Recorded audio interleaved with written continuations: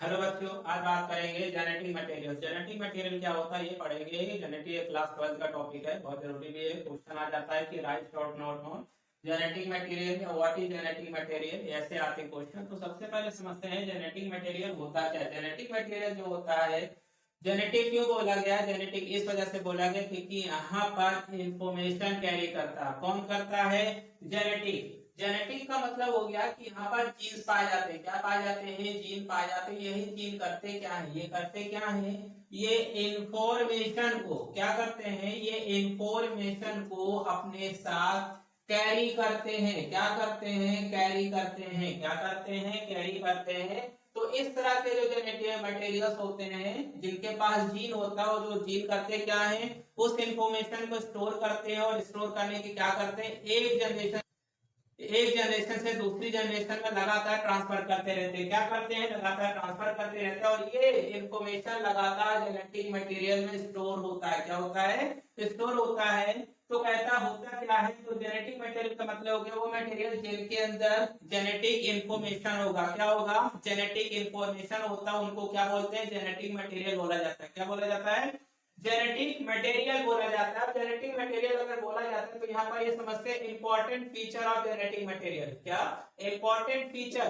किसके important feature कौन कौन से? ये तो पहला ये होता है कि ये क्या होता है? Present in all living beings. ये जितनी भी लिविंग बींग्स है, छोटे से लेकर के हायर एनिमल, सभी में क्या पाए जाते हैं? जेनेटिक मटेरियल्स पाए जाते हैं। मतलब present in all living beings. Present in all living beings, सभी लिविंग बींग्स में ये पाए जाएंगे। ये याद रखना है। उसके बाद दूसरा पॉइंट होता है, दूसरा पॉइंट होता है दूसरा पॉइंट दूसरा पॉइंट होता है कि ये पाए कहाँ जाते हैं? जेनेटिक जो मटेरियल्स होते हैं ये सेल के अंदर न्यूक्लियस होता है, उस न्यूक्लियस के अंदर स्टोर होते हैं। कहाँ? सेल के अंदर पाए जाते हैं। हमको ये याद रखना है जेनेटिक मटेरियल कहाँ मिलेगा हमें? सेल के अंदर। जैसे एंटर करेंगे तो वहां पर न्यूक्लियस होगा, न्यूक्लियस के अंदर ये क्रोमेटिन मटेरियल के फॉर्म में पाए जाते हैं। किस फॉर्म में? क्रोमेटिन मटेरियल के फॉर्म में पाए जाते हैं। तो ये आगे पॉइंट अगर हम बात करते हैं तो ये जो रहता है, आगे पॉइंट जो बात करते हैं आगे ये रहता है कि ये हाईली स्टेबल होते हैं। कैसे मॉलिक्यूल होते हैं? हाईली स्टेबल होते हैं, मतलब अपने आप को ये बैलेंस रखते हैं।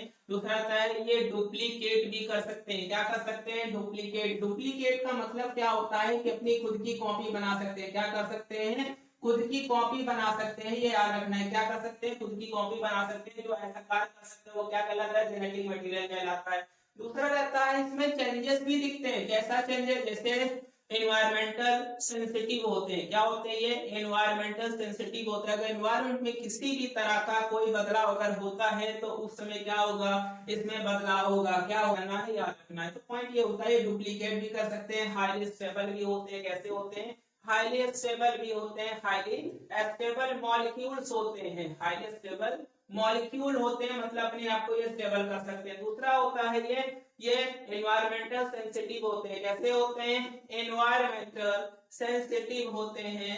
सेंसिटिव होते हैं, ये याद रखना है। दूसरा पॉइंट होता है इनमें क्या होता है? म्यूटेशन भी हो जाता है, रिकॉम्बिनेशन होता है। अगर म्यूटेशन या रिकॉम्बिनेशन हो रहा है तो उसकी वजह से होता क्या है? उसकी वजह से होता क्या है? जेनेटिक वेरिएशन होने लगता है। क्या होने लगता है? जेनेटिक वेरिएशन होने लगता है। अच्छा, जेनेटिक वेरिएशन का मतलब क्या हो गया कि जीन्स में बदलाव होने लगेगा। क्या होने लगेगा? जीन्स में बदलाव होने लगेगा, ये याद रखना है। उसके बाद फिर क्वेश्चन है यहाँ, उसके बाद क्वेश्चन ये है कि DNA as a genetic material. आप कह दिया भैया, कह दिया ठीक है जेनेटिक मटेरियल है। तो उसने कह दिया अच्छा ठीक है DNA as a genetic material. क्या बोला? कि डीएनए एक जेनेटिक मटेरियल है। आप कह दिया ऐसा क्यों है? DNA as a genetic material. Genetic material अभी तक तो पढ़ा कि हाँ जेनेटिक मटेरियल होता है। आप कह दिया भैया नाम भी दे दिया, हाँ ये है। अगर नाम दे दिया ये है तो नाम जो है हमारे पॉइंट पे कि डीएनए। अच्छा डीएनए कह दिया ठीक है डीएनए है। अच्छा डीएनए होता क्या है? तो डीएनए को बोलते हैं क्या है? डीऑक्सी। क्या बोलते हैं? डीऑक्सी राइबोस न्यूक्लियोटाइड बोलते हैं। क्या बोलते हैं? न्यूक्लियोटाइड बोला जाता है। ये डीएनए का फुल फॉर्म है। अब यहाँ पर यह होता है कि इसी को बोलते हैं, डीएनए को ही जेनेटिक मटेरियल बोला जाता है। आप कहते हैं क्यों बोलते हैं? कारण क्या है? अभी आगे पढ़ेंगे, अभी तो सिंपल चीजें समझना है होता क्या है। तो पहला पॉइंट ये होता है कि डीएनए बाहर पाया जाता है, न्यूक्लियस में प्रेजेंट होता है, सेल के अंदर एंटर करेंगे तो न्यूक्लियस होता है, वहां पर कौन पाया जाता है, डीएनए। डीएनए जो होता है डीऑक्सीराइबो न्यूक्लियोटाइड होता है, फुल फॉर्म ये हमको याद रखना है। आगे रहता है कि डीएनए जो रहता है ये भी जैसे जो जितने भी पॉइंट यहाँ पर हमने लिखा हुआ शुरुआत में वही पॉइंट यहाँ पर भी होगा कि प्रेजेंटली नॉन लिविंग बीइंग सभी लिविंग बीइंग्स में पाया जाता है। इसका अमाउंट फिक्स होता है। क्या होता है, जेनेटिक मटेरियल का जो अमाउंट होता है, इसका जो अमाउंट होता है क्या होता है, फिक्स होता है। इसमें हर एक सेल में फिक्स होगा, जितने भी सेल होंगे हर एक सेल में जेनेटिक मटेरियल का जो अमाउंट होता है वो क्या होता है, फिक्स होता है। दूसरा पॉइंट होता है ये हाईली स्टेबल होता है। कैसा होता है, बहुत ज्यादा स्टेबल मॉलिक्यूल होता है, एनवायरमेंटल सेंसिटिव होता है। ये एक पॉइंट क्या होता है कि डीएनए जो होता है जब न्यूक्लियस के अंदर प्रेजेंट होता है, डीएनए जो होता है जब न्यूक्लियस के अंदर प्रेजेंट होता है तो ये किसी के साथ जुड़ा हुआ होता है। अच्छा, किसके साथ जुड़ा हुआ होता है, हिस्टोन प्रोटीन के साथ। किसके साथ जुड़ा हुआ होता है, हिस्टोन प्रोटीन। तो डीएनए और हिस्टोन प्रोटीन जब कंबाइन होते हैं तो क्या बनाते हैं, क्रोमैटिन बनाते हैं। क्या बनाते हैं, क्रोमैटिन। पूछ लेगा क्रोमैटिन मटेरियल क्या होता है, जब डीएनए और हिस्टोन प्रोटीन, डीएनए और हिस्टोन प्रोटीन दोनों कंबाइन होते हैं तो क्या कहलाते हैं, क्रोमैटिन मटेरियल कहलाते हैं। जैसे क्या है,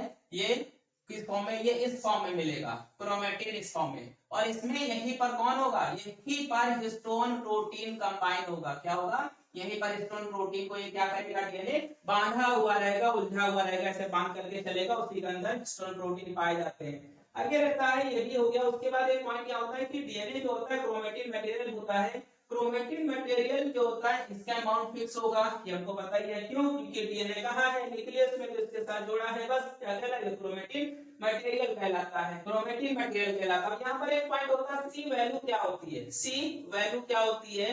सी वैल्यू का मतलब ये हो गया, कोई एक सेल है, क्या है, कोई एक सेल है, उस सेल के अंदर कौन प्रेजेंट होगा, न्यूक्लियस होगा। न्यूक्लियस में ये जो क्रोमैटिन है इसका अमाउंट फिक्स होता है। क्या होता है, एक सेल के अंदर अमाउंट जो फिक्स होगा किसका, क्रोमैटिन मटेरियल का, उसको क्या बोल देते हैं, उसको क्या बोल देते हैं, सी वैल्यू बोली जाती है। क्या बोला जाता है, सी वैल्यू बोला जाता है, याद रखना है, सी वैल्यू बोला जाएगा, याद रखना। अब सी वैल्यू तो बोला जाता है, लेकिन इसका अमाउंट क्या होता है, इसका जो अमाउंट होता है ये, इसका अमाउंट किसमें होगा, पिकोग्राम में होगा। किसमें होगा, पिकोग्राम में होता है, याद रखना है। पिकोग्राम अमाउंट क्या है, एक यूनिट होती है, उसी में इस क्रोमैटिन मटेरियल का अमाउंट होता है, ठीक है। और किसमें, इन हैप्लॉइड सेल, इन हैप्लॉइड सेल। कैसा सेल होता है, हैप्लॉइड सेल होता है। हैप्लॉइड का मतलब क्या, क्रोमोसोम्स की संख्या कितनी होगी, आधी होगी, याद रखना है। उसके बाद एक पॉइंट होता है कि हमें ये पता लगाना है कि एक, मान लिया सॉल्यूशन दे दिया बना के, कह दे भैया हमें ये बताइए कि ये क्रोमैटिन मटेरियल है,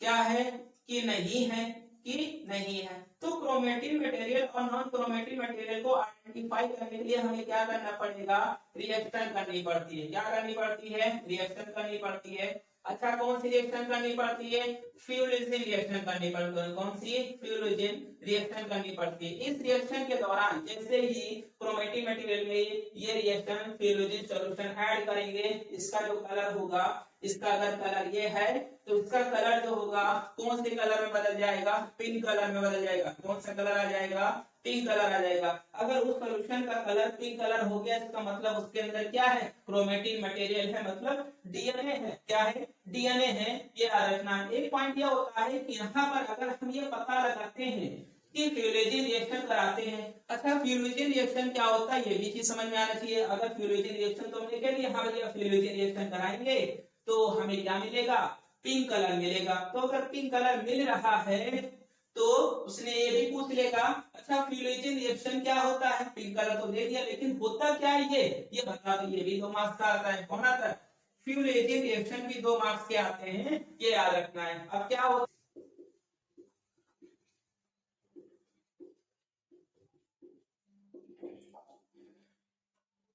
अब फ्यूलिजिन रिएक्शन क्या होता है, तो यहाँ पर सबसे पहले क्या करेंगे, क्रोमैटिन मटेरियल को ऐड करेंगे। क्रोमैटिन मटेरियल हमने ले लिया या फिर सॉल्यूशन ले लिया सेल का, तो उसमें क्या ऐड करेंगे, वीक एसिड ऐड की जाती है। क्या, वीक एसिड। और यहाँ पर वीक एसिड कौन सा होगा, स्किप रिएजेंट होगा। कौन सा होगा, स्किप रिएजेंट होगा। अब ये स्किप रिएजेंट होता क्या है, स्किप रिएजेंट को बोलते हैं पैरा रोजा, पैरा रोजा एनिलीन बोलते हैं। क्या बोलते हैं? एनिलीन। रोजा एनिलीन हाइड्रोक्लोराइड बोला जाएगा, हाइड्रोक्लोराइड बोला जाएगा। ये तो ये हो गया। उसके अगर इसके हम फॉर्मूले की बात की जाए, इसके अगर फॉर्मूले की बात की जाए तो C20H19N4.HCl होता है। तो इसका अगर फॉर्मूले की बात की जाए तो फॉर्मूला पहला हो जाए एनिलीन हाइड्रोक्लोराइड का फॉर्मूला क्या होता है? C20H19N3HCl।